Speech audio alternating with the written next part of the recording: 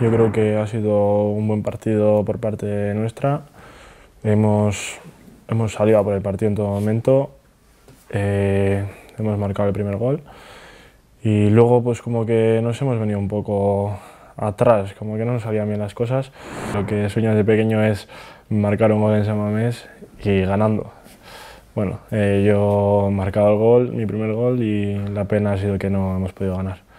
Pero un sueño hecho realidad. Y bueno, cuando he marcado el gol ha sido como alegría, rabia por el año que llevamos y nada. Y luego aparte que veíamos como que el partido teníamos más o menos dominado y al final ves que te marcan el gol al final del partido y pues el triple de rabia.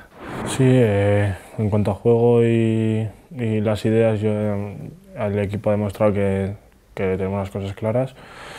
Y bueno, el árbitro toma sus decisiones y a veces acierta y otras no.